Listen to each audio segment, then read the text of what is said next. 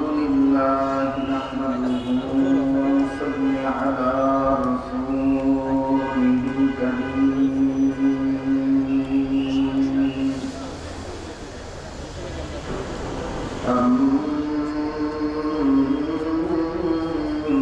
أما بعد فأعوذ بالله من الشيطان الرجيم بسم الله الرحمن الرحيم ومن يعش عن ذكر الرحمن نقيض له شيطانا فهو له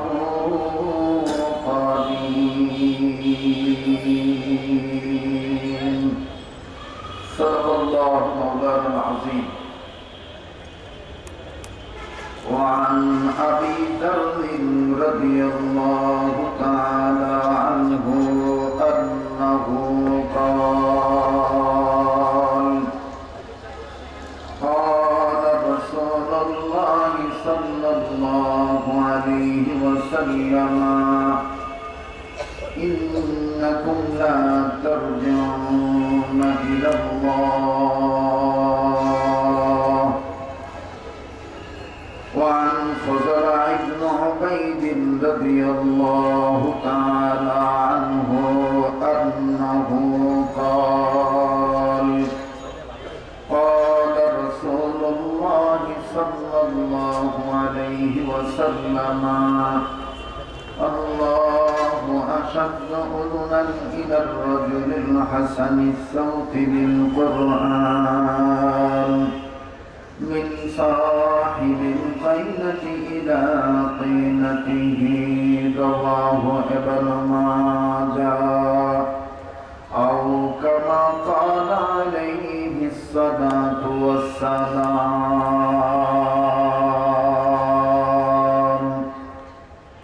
যাদের ভয়ে নত হয়ে থাকত সকল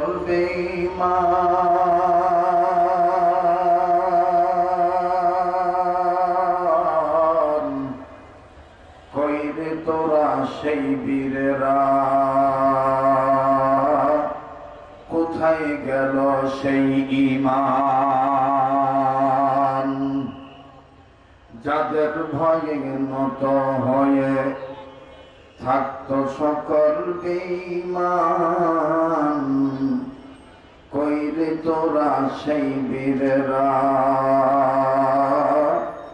কোথায় গেল সেই ঈমান আয়েশা শরাত করিয়ে ইনসানিহি याद रखो बंदा है मेहमानिही কারো সিলাই পৃথিবীতে লো সুন্দর দিবস রাতি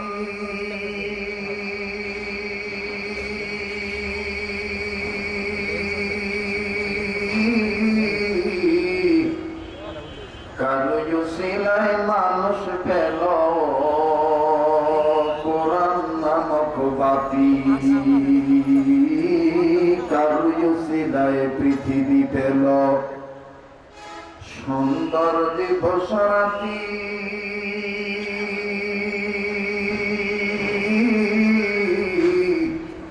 কারো সিলায় মানুষ পেল কোরআন নামক বাতি কারো সিলাই ফুল বাগানে ফুটল রং বেরঙের ফুল